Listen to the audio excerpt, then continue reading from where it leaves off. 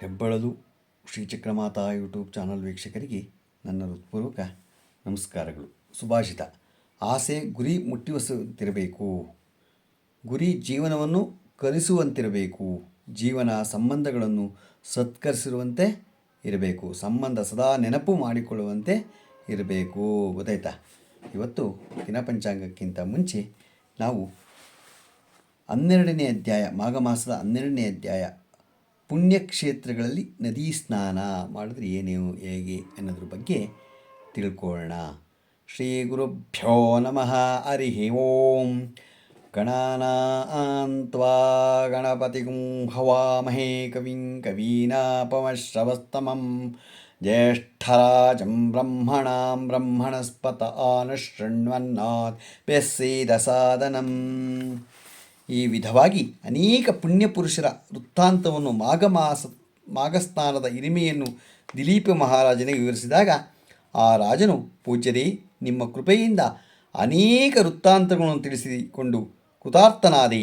ಆದರೆ ಮತ್ತೊಂದು ಸಂಶಯ ನನಗೆ ಉಂಟಾಗಿದೆ. ಅದೇನೆಂದರೆ, ಮಾಘ ಮಾಸದಲ್ಲಿ ಯಾವ ಯಾವ ತೀರ್ಥಗಳಿಗೆ ಸಂದರ್ಶನ ಮಾಡಬೇಕು, ಅಪ್ಪಣೆ ಕೊಡಿರಿ ಎಂದು ವಿನಮ್ರವಾಗಿ ಕೋರಿದಾಗ ವಸಿಷ್ಠ ಮಹರ್ಷಿಗಳು ಮತ್ತೆ ಹೀಗೆ ಹೇಳುತ್ತಾರೆ: ದಿಲೀಪ ಮಹಾರಾಜ, ಮಾಘ ಸ್ನಾನ ಮಾಡುವುದರಲ್ಲಿ ಆಸಕ್ತಿ ಇರುವವರಿಗೆ ಮುಖ್ಯವಾಗಿ ತೀರ್ಥ ಮಹಿಮೆಯನ್ನು ಕುರಿತು ವಿವರವಾಗಿ ಹೇಳುತ್ತೇನೆ.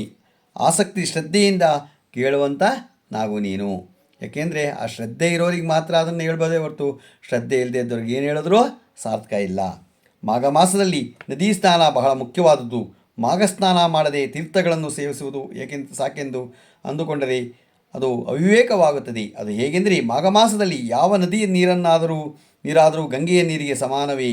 ಆದ್ದರಿಂದ ಮಾಘ ಮಾಸ ನದಿ ಸ್ನಾನ ಸರ್ವ ಪಾಪಹರವಾದದ್ದು, ಅವಶ್ಯವಾದದ್ದು ಕೂಡ. ಹಾಗೆಯೇ ಪ್ರಯಾಗ ಅತಿ ಮುಖ್ಯವಾದ ಕ್ಷೇತ್ರ.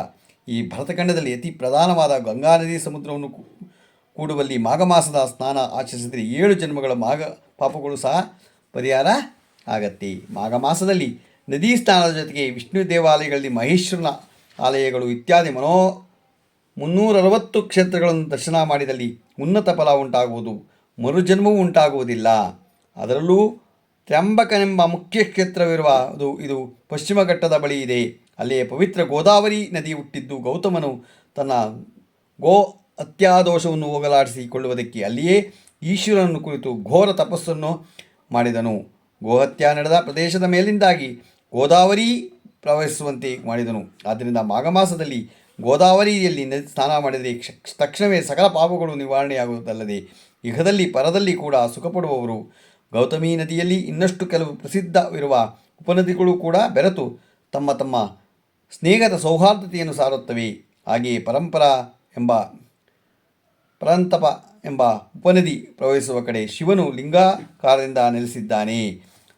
ಅದರಾಚೆ ಪ್ರಭಾವ ಎಂಬ ಕ್ಷೇತ್ರವಿರುವುದು. ಆ ಕ್ಷೇತ್ರ ಬ್ರಹ್ಮಹತ್ಯಾ ದೋಷಗಳು ಸಹ ಪರಿಹಾರ ಆಗತ್ತೆ. ಇದಕ್ಕೊಂದು ಇತಿಹಾಸವಿರುವುದು. ಸಾವಧಾನದಿಂದ ಕೇಳುವಂಥ ನಾವು. ವಿಷ್ಣು ನಾಭಿಕ ಮಲದಲ್ಲಿ ಜನಿಸಿದ.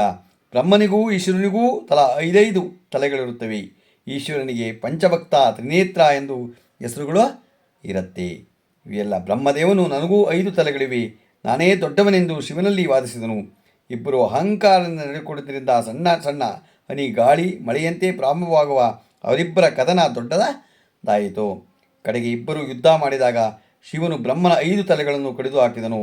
ತಕ್ಷಣ ಶಿವನಿಗೂ ಬ್ರಹ್ಮಹತ್ಯಾ ಪಾಪ ಸುತ್ತಕೊಳ್ಳುತ್ತೆ ಅಲ್ವಾ? ಯಾರೇ ಆದ್ರೂ ಅದು ಪಾಪನೇ. ಶಿವನು ಎದರಿ ತಾನು ಕತ್ತರಿಸಿದ ಬ್ರಹ್ಮನ ತಲೆಯನ್ನು ಕೈಯಲ್ಲಿ ಹಿಡಿದುಕೊಂಡು 3 ಲೋಕದಲ್ಲಿ ತಿರುಗುತ್ತಿದ್ದಾಗ ಕ್ರಮೇಣ ಕೈಯಲ್ಲಿದ್ದ ಬ್ರಹ್ಮನ ತಲೆ ಒಣಗಿ ಹೋಗಿ ಕಪಾಲವಾಯಿತು. ಈಶ್ವರನು ಸಹ ಅಂಧಗಾರ.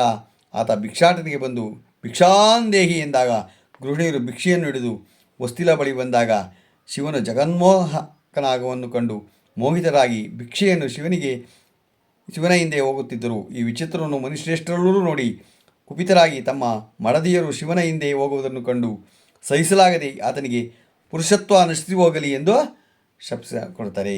ಈಶ್ವರನು ಏನು ಮಾಡಲಾಗದೆ ಕೆಳಗೆ ಬಿದ್ದು ಹೋದ. ಆ ಲಿಂಗದಲ್ಲಿಯೇ ಐಕ್ಯವಾಗಿ ಹೋದನು. ಹಾಗೆ ಲಿಂಗಾಕಾರವಾಗಿ ಪರಿವರ್ತನೆಯಾದ್ದರಿಂದ ಆ ಲಿಂಗ ಅಮಿತ ತೇಜಸ್ಸಿನಿಂದ ಹೊಳೆಯುತ್ತಿದ್ದವು. ಕೋಟಿ ಸೂರ್ಯ ತೇಜದಿಂದ ಕೂಡಿ ಪ್ರಳಯ ಸಂಭವಿಸಿದ ಎಂಬಂತೆ ಭಯಂಕರವಾಗಿ ಉರಿಯುತ್ತಿತ್ತು. ಆಗ ಬ್ರಹ್ಮ ವಿಷ್ಣು ಶಿವನು ಬಳಿ ಬಂದು ಆತನನ್ನು ಸಮಾಧಾನಪಡಿಸಿ ಪ್ರಯಾಗ ಕ್ಷೇತ್ರಕ್ಕೆ ಕರೆದೊಯ್ದು ಅಲ್ಲಿ ಶಿವನಲ್ಲಿರುವ ಬ್ರಹ್ಮಹತ್ಯಾ ಪಾಪವನ್ನು ಪರಿಹರಿಸಿದನು. ಈ ರೀತಿಯಾಗಿ ಭೂಲೋಕಕ್ಕೆ ಬಂದು ಶಿವನು ಆಗಿನಿಂದಲೂ ಲಿಂಗಾಕಾರವಾಗಿ ಬದಲಾದ್ದರಿಂದ ಭಕ್ತರು ಆ ಲಿಂಗಾಕಾರವನ್ನು ಪೂಜಿಸುತ್ತಾ ಶಿವನ ಸಾನ್ನಿಧ್ಯವನ್ನು ಹೊಂದುತ್ತಾರೆ. ಇಲ್ಲಿಗೆ 12ನೇ ಅಧ್ಯಾಯ ಮುಗಿಯುತ್ತೆ. ಈಗ ನಾವು ದಿನಪಂಚಾಂಗವನ್ನು ತಿಳ್ಕೊಳ್ಳೋಣ. ದಿನಾಂಕ 10/2/2025 ಸೋಮವಾರ, ಶ್ರೀ ಕ್ರೋಧಿನಾಮ ಸಂವತ್ಸರ, ಉತ್ತರಾಯಣ, ಶಿಶಿರ ಋತು, ಮಾಘ ಮಾಸ, ಶುಕ್ಲ ಪಕ್ಷ, ಶಿಶಿರ ಋತು, ತಿಥಿ ತ್ರಯೋದಶಿ, ರಾತ್ರಿ 7:08, ನಕ್ಷತ್ರ ಪುನರ್ವಸು, ಸಾಯಂಕಾಲ 6:28, ಮಳೆ ಧನಿಷ್ಠ 2ನೇ ಪಾದ, ರಾಹುಕಾಲ 8:14 9:42 ತನಕ ಇದೆ. ಗುಳಿಕ ಕಾಲ 2:05 3:53 ತನಕ ಇದೆ. ಯಮಗಂಟ ಕಾಲ 11:10 12:37 ತನಕ ಇದೆ. ಇವತ್ತು ಯಾರು ಹುಟ್ಟುಹಬ್ಬ ಆಚರಿಸ್ಕೊತಿದ್ರು, ಮದುವೆಯಾದ ದಂಪತಿಗಳು ವಾರ್ಷಿಕೋತ್ಸವ ಆಚರಿಸ್ಕೊಂತಿರೋರಿಗೆ ನಮ್ಮ ಹೆಬ್ಬಳಲು ಶ್ರೀಚಕ್ರಮಾತಾ ಯೂಟ್ಯೂಬ್ ಚಾನಲ್ ಕಡೆಯಿಂದ ಶುಭ ಕಾಮನೆಗಳನ್ನು ತಿಳಿಸ್ತೀವಿ. ದೇವರು ಅವರಿಗೆ ಆಯಸ್ಸು, ಆರೋಗ್ಯ, ಐಶ್ವರ್ಯ ಎಲ್ಲ ಕೊಟ್ಟು ಕಾಪಾಡಲಿ ಅಂತ ನಾನು ಕೇಳ್ಕೊತೀನಿ. ನಮ್ಮ ಹೆಬ್ಬಳಲು ಶ್ರೀಚಕ್ರಮಾತಾ ಯೂಟ್ಯೂಬ್ ಚಾನಲ್ ಯಾರು ಸಬ್ಸ್ಕ್ರೈಬ್ ಆಗಿಲ್ಲ ದಯಮಾಡಿ ಸಬ್ಸ್ಕ್ರೈಬ್ ಆಗಿ ಲೈಕ್ ಕೊಡಿ. ಇದು ನಿಮ್ಮದೇ ಚಾನಲ್ ಆಗಿದ್ದರಿಂದ ನಮ್ಮ ಲಿಂಕನ್ನು ಬೇರೆ ಗುಂಪಿಗೆ ಫಾರ್ವರ್ಡ್ ಮಾಡಿ. ಯಾರು ಈ ಮಾಘ ಮಾಸದಲ್ಲಿ, ಈಗ ಮಾಘ ಮಾಸ ನಡೀತಾ ಇದೆ, ಒಂದು ಮಾಘ ಮಾಸದ ಪುರಾಣ ಕೇಳಿ ನದಿ ಸ್ನಾನ ಮಾಡ್ಕೊಂಬರ್ತೀರೋ ಅವರಿಗೆ ದೇವರು ನೀವು ಹೇಳಿದ್ದೆ ಏನೇ ಕೇಳಿದ್ರು ಎಲ್ಲ ಬಗೆಹರಿಸ್ತಾನೆ, ಕಷ್ಟಗಳನ್ನು ಬಗೆಹರಿಸ್ತಾನೆ. ನಮಸ್ಕಾರಗಳು.